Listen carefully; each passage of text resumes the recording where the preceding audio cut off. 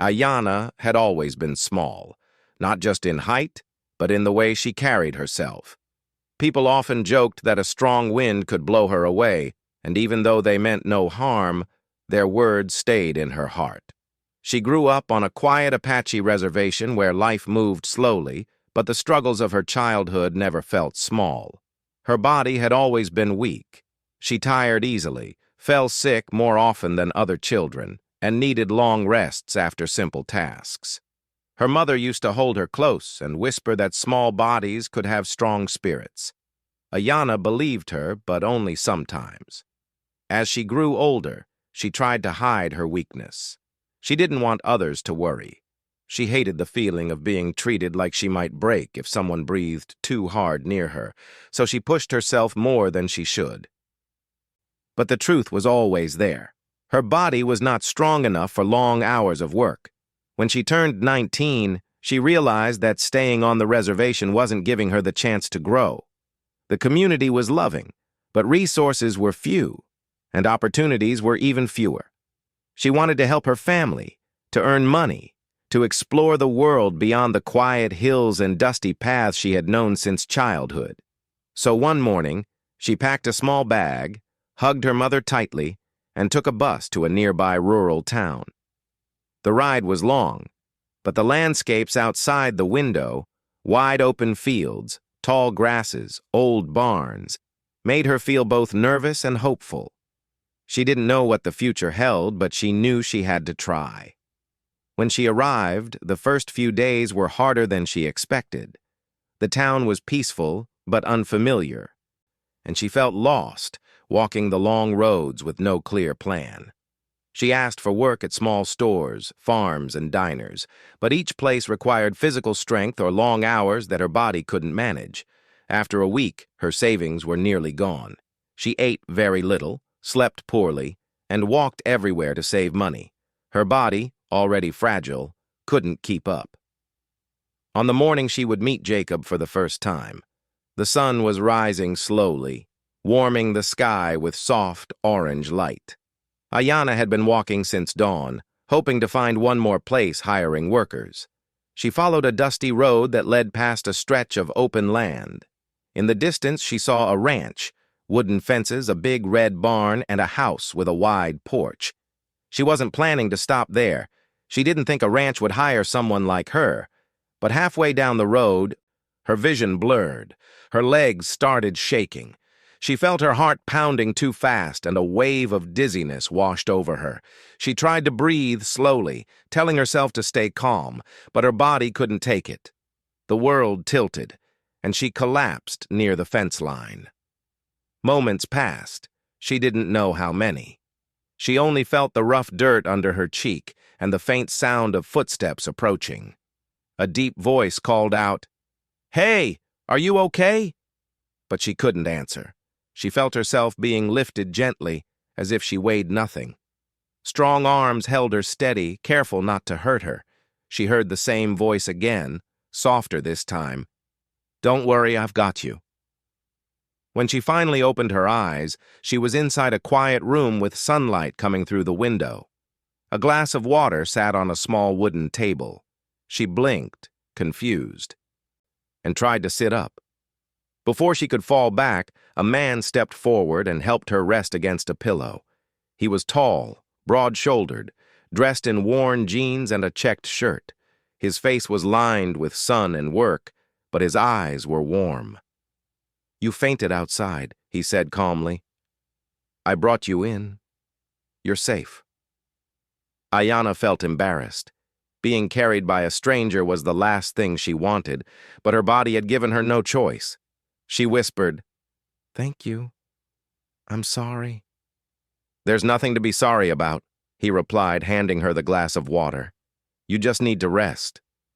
She took a sip, then another, realizing how thirsty she was. He waited patiently until she finished. After a quiet moment, he introduced himself. "I'm Jacob. This is my ranch." She nodded.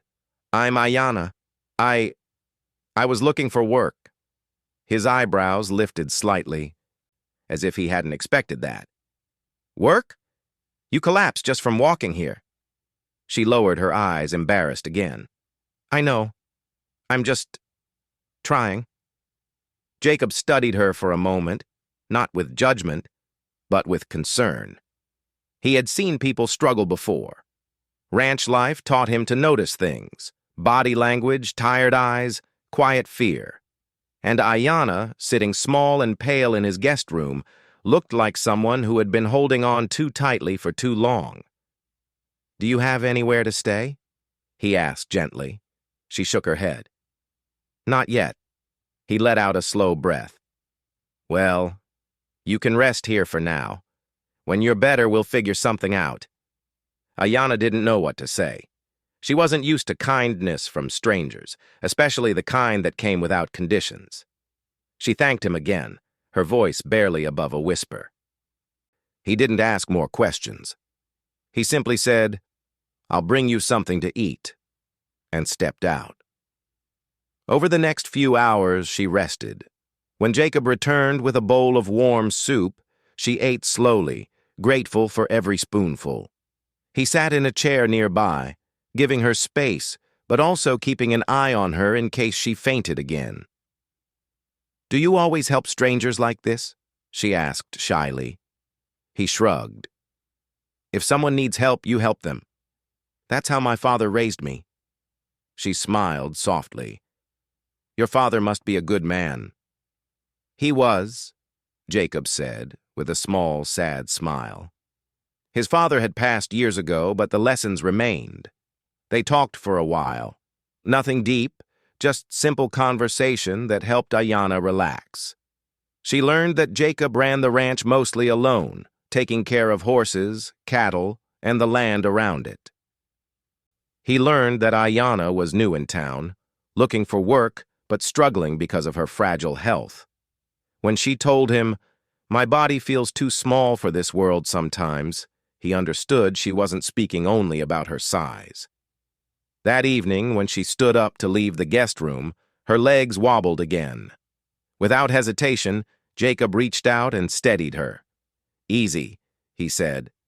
"Take your time." She looked up at him, surprised by how gentle he was. Most people saw her weakness as an inconvenience, but he didn't seem irritated or impatient. Instead, he guided her slowly until she could stand on her own. "You can stay here tonight," he said firmly. "You're not strong enough to be walking around." Ayanna wanted to refuse. She didn't want to be a burden, but her body told her she had no choice. She agreed softly. "Thank you. I'll leave early tomorrow." Jacob shook his head. "Leave when you're healthy, not before." His voice was steady, like someone who had made up his mind. Ayanna didn't argue. She returned to the guest room, lay down, and let her body rest properly for the first time in many days. That night, she listened to the quiet sounds of the ranch, the crickets outside, the wind brushing against the windows, the distant sound of horses moving in their stalls. It was peaceful, almost healing. She realized how long she had been running on fear and exhaustion. And now, for the first time in weeks, she felt safe. She thought about Jacob. The rancher, who barely knew her yet, carried her without hesitation. She didn't understand why he cared, but she was grateful. As she closed her eyes, she felt a small spark of hope. Maybe the world wasn't as harsh as she believed. Maybe her small body wasn't the only part of her story. Maybe, just maybe, she had found a place where she could start again. And without planning it, without knowing what the next day would bring, she drifted into the deepest sleep she had felt in a long, long time. Ayanna woke up the next morning feeling lighter than she had in a long time. The room was warm, filled with the soft glow of morning light coming through the window. For a moment, she forgot where she was. Then she remembered fainting, being carried, and hearing Jacob's calm voice telling her she was safe. She sat up slowly, testing her strength. Her body felt weak, but no longer ready to collapse. The long rest had helped more than she expected. A gentle knock came at the door. Before she could answer, Jacob spoke from outside, his voice low and polite. Breakfast is ready if you're feeling up to it." Ayanna hesitated.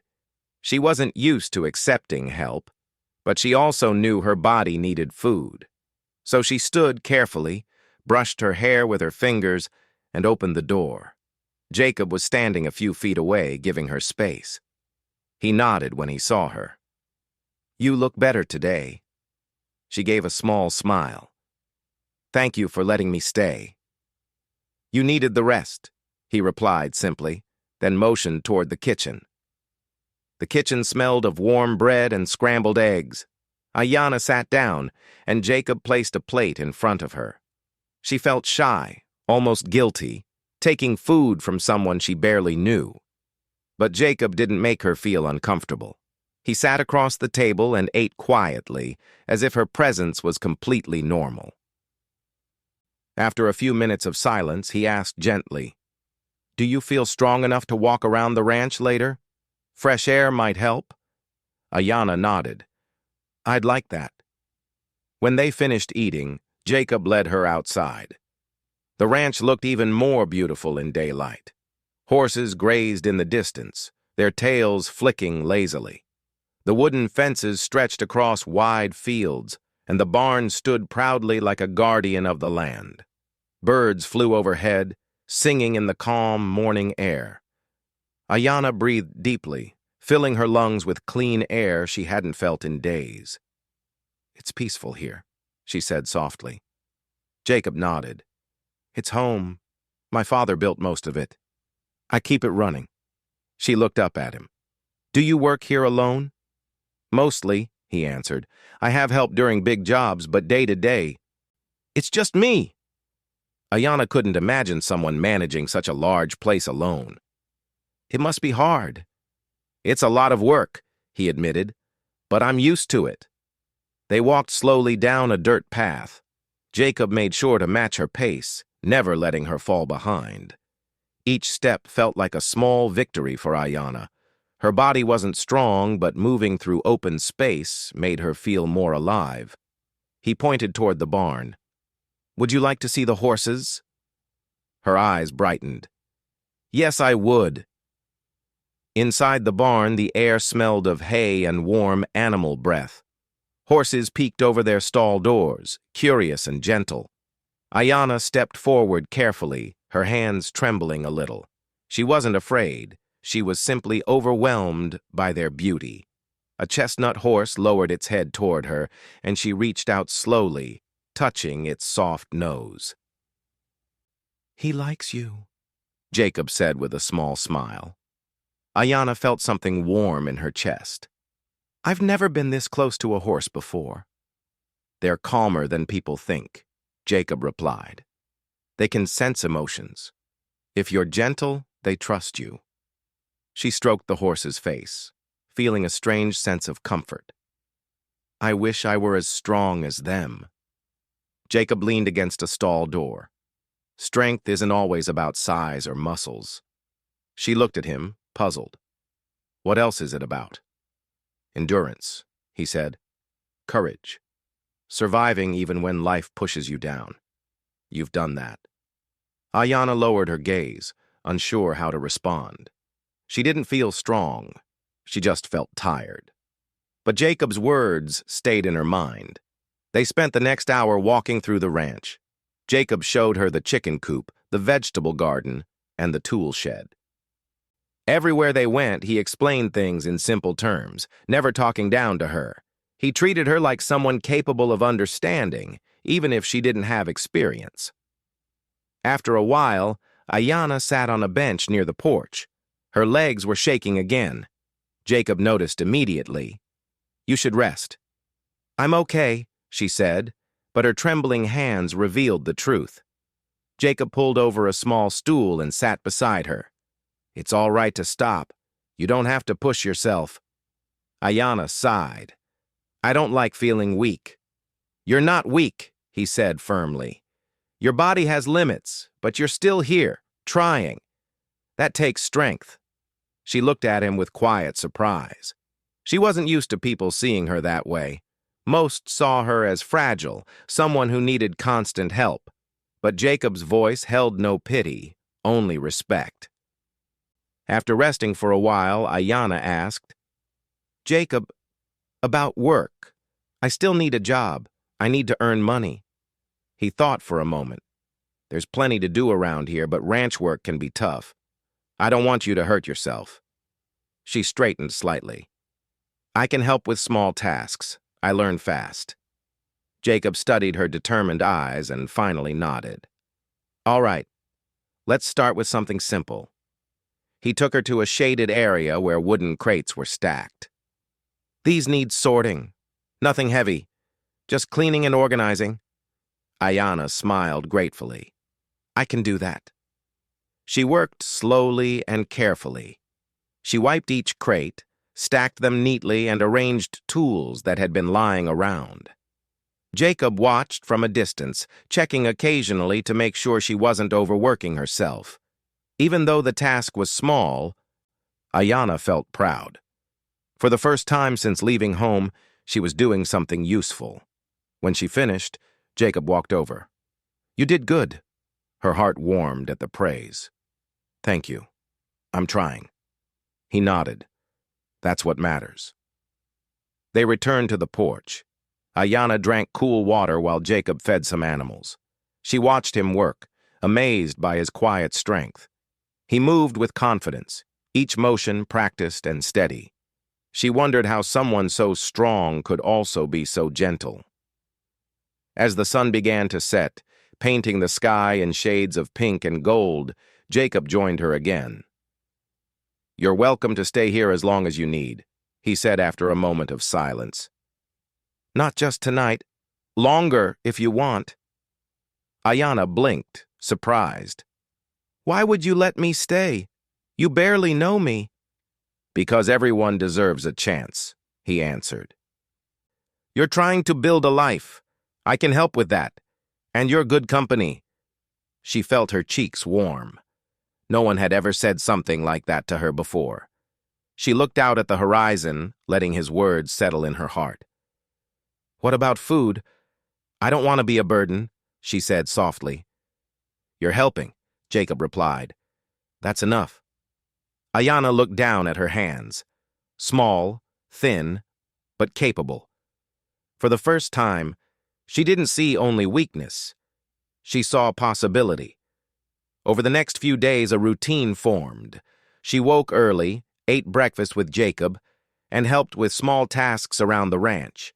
She learned to collect eggs, feed the chickens, brush the horses, and sweep the barn floor. None of the work was heavy, but it made her feel included, useful, and alive. Jacob taught her patiently, always watching to make sure she didn't strain herself. When she grew tired, he made her rest. When she doubted herself, he reminded her she was doing well. Ayanna found herself smiling more often, laughing at small things, and talking freely for the first time in a long while. In return, she brought warmth and calmness to Jacob's quiet ranch life. She asked thoughtful questions, listened to his stories, and shared small parts of her own past. She didn't tell him everything, but she told enough for him to understand the weight she carried. One evening, as they stood near the barn watching the sky turn dark, Ayanna whispered, "I always felt like my body was too small for this world." Jacob looked at her, his expression steady. "Then let the world adjust to you," he said, "not the other way around." She felt a lump in her throat. "You really think I can do that?" "I know you can." Ayanna wrapped her arms around herself, feeling the cool evening breeze. She wasn't alone anymore. She wasn't lost. And for the first time since she left home, she felt a sense of belonging. Little did she know, the real challenges were still ahead. Tests that would shake her strength and heart. But for now, in the quiet glow of the ranch at dusk, she allowed herself to believe that she was stronger than she ever imagined. Days turned into weeks, and Ayanna slowly settled into her new life on the ranch. She still tired easily, but her body felt stronger than before because she finally had food, rest, and a peaceful routine. Jacob continued guiding her patiently, teaching her small tasks she could manage. He never pushed her too hard, and he always noticed when she needed to stop. Their gentle friendship grew, built on quiet conversations and shared work. But even with the calm days, something inside Ayanna remained unsettled. She had lived too long with fear of being weak, fear of disappointing her family, fear of becoming a burden. That fear never completely disappeared. It stayed inside like a shadow, ready to grow bigger whenever her body reminded her of its limits. One cold morning, that shadow returned. Ayanna woke before sunrise, trying to help Jacob with simple chores. She swept the porch and fed the chickens, but halfway through the morning, her chest tightened. She felt lightheaded, and her hands began shaking. She leaned against the porch railing, trying to breathe slowly. She didn't want Jacob to notice. She didn't want him to think she wasn't capable. But Jacob was sharp. He walked out of the barn and saw her leaning heavily on the railing. His steps quickened. "Ayanna, what's wrong?" he asked, his voice filled with concern. She shook her head quickly. "I'm fine, just a little tired." Jacob gently took her arm. "Sit down. Now." His tone wasn't angry, just firm. Ayanna sat reluctantly. She didn't want to look weak, not in front of him.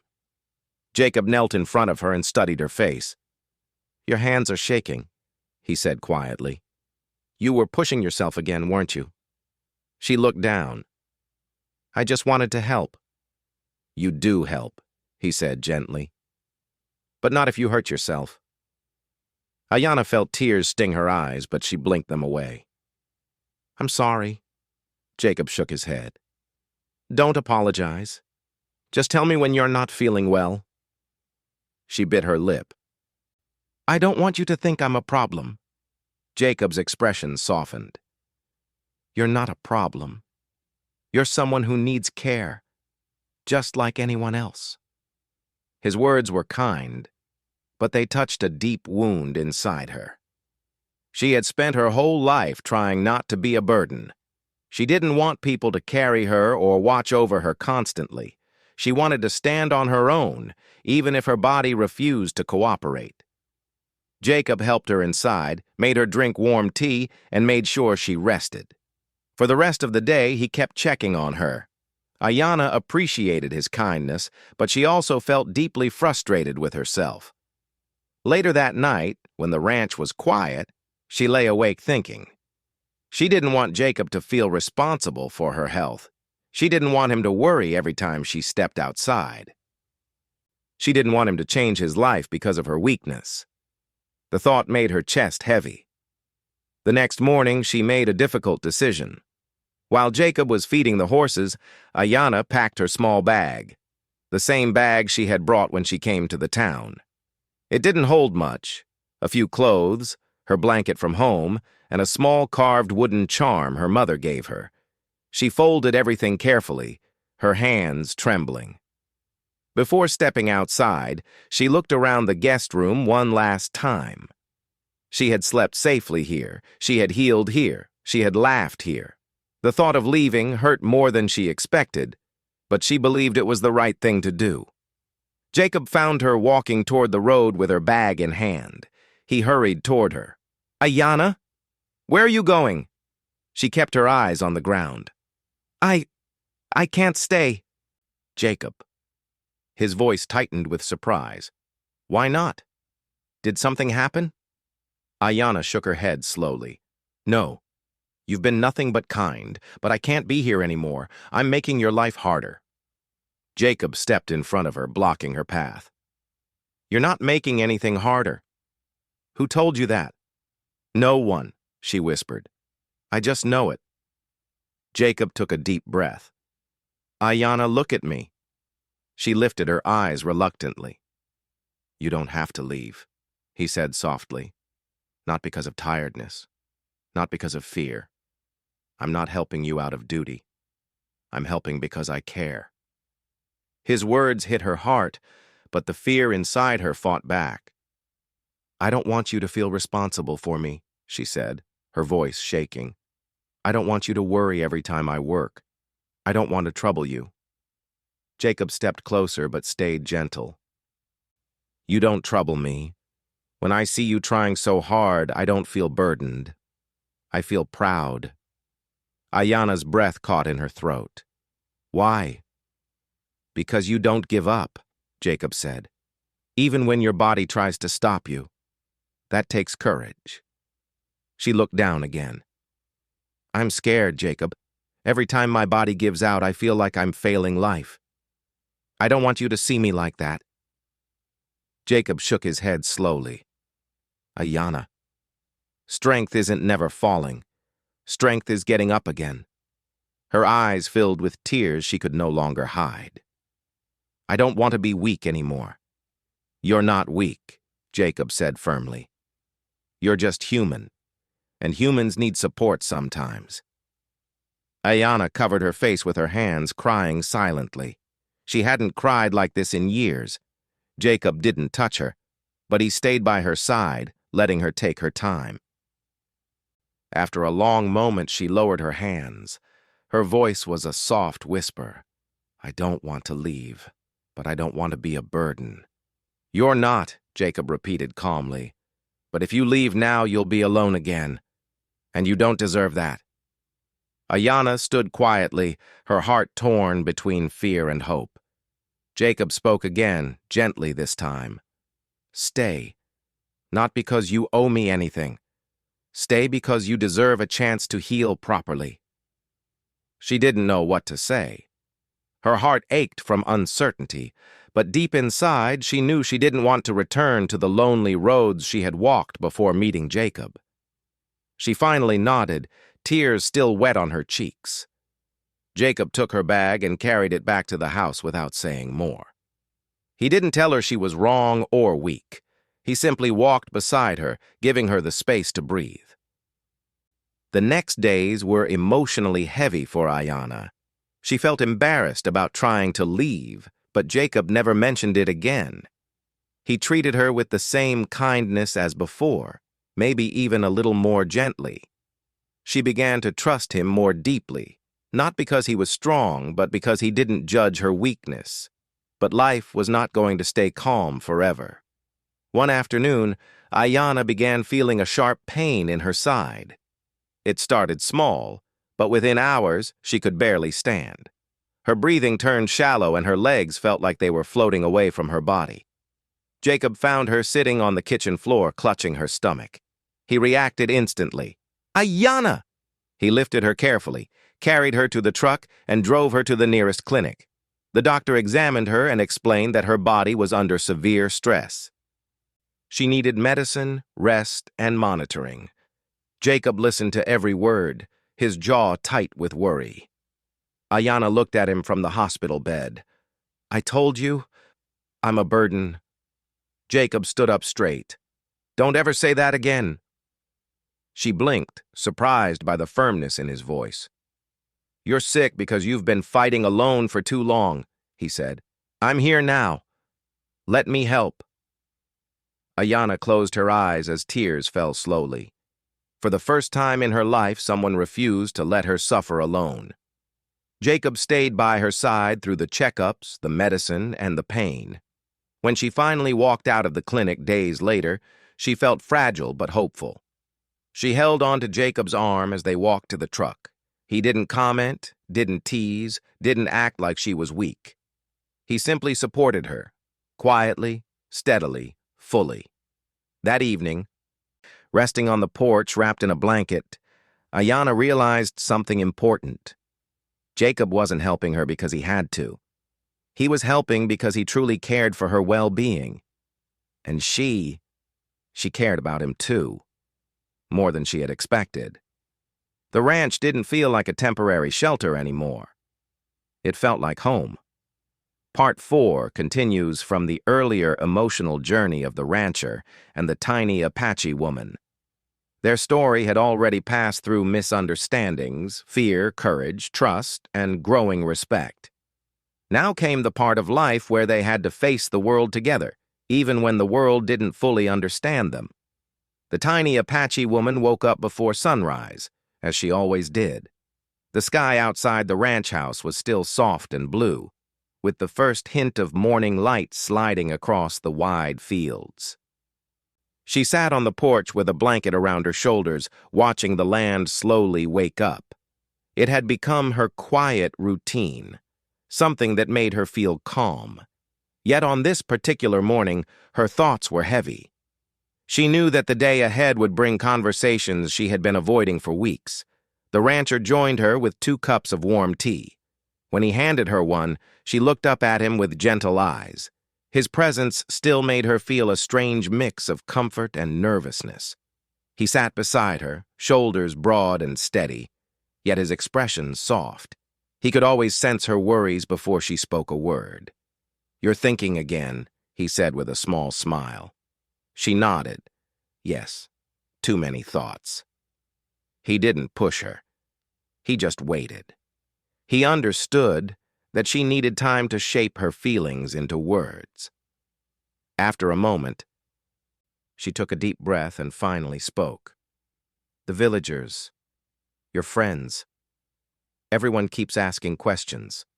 Some look confused, some look unhappy. They don't understand why I am here." He stared out at the sunrise. "People don't always understand things that are different," he replied, "but that doesn't mean those things are wrong." She let his words sink in. For weeks, people from the nearby town and even some from her own community had been commenting quietly.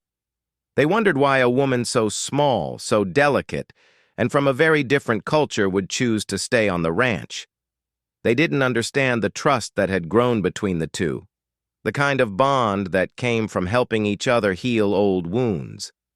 "I don't want to be the reason you have problems," she said softly. "You're not a problem," he answered gently. "You're a blessing I didn't expect." His words surprised her, and for a moment she didn't know what to say. She had spent most of her life feeling small, not only in size but in the way people looked at her. They often treated her like she was fragile, unable to carry responsibilities or face challenges. But the rancher had never spoken to her that way.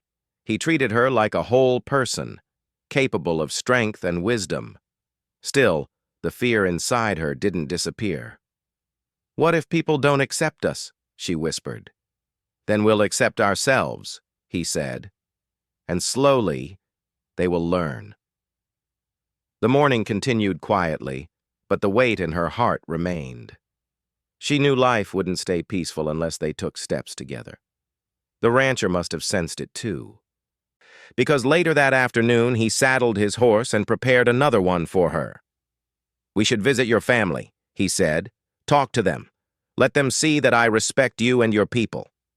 Her eyes widened. Going back to her community with him was not simple. Many of her relatives were protective. Some had strong opinions about outsiders, especially ones from very different cultures. But part of her also wanted them to understand the truth, that the rancher had never tried to change her or control her. He had only given her space to grow. They rode toward her village as the wind gently brushed past them. The rancher slowed his horse when they reached the edge of the settlement. Children ran across the open area, chasing each other with laughter. Elders sat under the shade of tall trees, weaving and speaking in calm voices. A few people noticed the pair arriving and paused with curious expressions. She slipped off her horse, heart pounding. The rancher followed but kept a respectful distance, letting her take the lead. Her older brother approached first. He was tall, serious, and protective. His eyes moved from her to the rancher and back to her again. For a moment, silence filled the space between them. "You came back," her brother said. "Yes," she replied softly. "I wanted to talk." Her brother nodded slowly. "Talk, then." The rancher stood quietly, giving her the chance to speak on her own behalf. She explained everything. How she had left the village because she wanted to learn more about the world. How she had found unexpected help at the ranch. How the rancher had never treated her poorly or unkindly. She told them how she felt safe, respected, and capable there. Not because he protected her, but because he encouraged her to discover her own strength. Her brother's expression softened slightly, but he still glanced toward the rancher with uncertainty. "Is this true?" he asked him. The rancher stepped forward respectfully. "I don't want to take her away from her people," he said sincerely. "I only want to give her a place where she can grow, and where her voice matters." The elders listened. Children watched silently. A few women whispered to each other. The tiny Apache woman felt her hands shaking, but she kept speaking. "I don't want to lose my home," she said. "I want both. The land I come from, and the new life I am building. I want you to understand that the ranch is not replacing you." Her grandmother stepped forward then. She was small like her, but wise and graceful. The old woman placed a gentle hand on her cheek. "You are not meant to stay in one world," her grandmother said. "Your heart is strong enough to walk in two." The tiny Apache woman felt tears building in her eyes. She hugged her grandmother tightly. Her brother finally relaxed, letting out a long sigh. "If you are safe and respected," he said, "then I have no anger." The rancher bowed his head gratefully. The visit ended with warm moments, food shared, stories exchanged, and slow acceptance forming. It wasn't perfect, but it was a beginning. On the way back to the ranch, the tiny woman felt the weight in her chest lighten. She rode beside the rancher in silence for a long while, then finally said, "Thank you for standing with me." He glanced at her with a gentle smile. "We face things together now," he replied. "No matter what comes." Back at the ranch, life began to settle into a peaceful rhythm. She helped with small tasks around the house, tended to the animals she felt comfortable with, and spent hours studying plants and herbs from both her culture and the surrounding land. The rancher continued teaching her about the work he did, how to read the weather, how to care for the soil, how to understand the quiet language of the fields. They both grew slowly and naturally. Their bond was no longer something fragile or uncertain. It had become steady, mature, and deeply respectful. But the world still offered challenges. Some visitors from town still looked at her with confusion or doubt. Some people whispered. She noticed the stares, but she didn't hide from them anymore. She walked with confidence, knowing who she was and what she wanted. One evening, as the sun set across the fields, she stood on a hill overlooking the ranch. The sky turned golden, and the breeze carried the smells of grass and earth. The rancher joined her, standing quietly by her side. "This land is big," she said slowly, "but I no longer feel small in it." "That's because you found your place," he said. She shook her head gently. "I didn't find it. We built it." He looked at her with quiet admiration. She realized then that the journey wasn't about her size, her background, or her fears. It was about courage. The courage to step into a world that didn't always understand her. The courage to stand between two cultures, and the courage to let herself be seen. The rancher extended his hand toward her.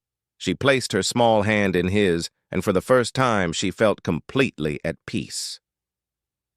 The world around them was wide and unpredictable, but their bond was steady. Not forced, not rushed, simply real. Together they walked back down the hill, ready to build the next chapter of their lives with patience, kindness, and unwavering respect for each other's worlds. And in that moment, she finally understood something she had struggled with for so long. Her size had never defined her strength. Her heart, her choices, and her courage were what truly shaped who she was becoming.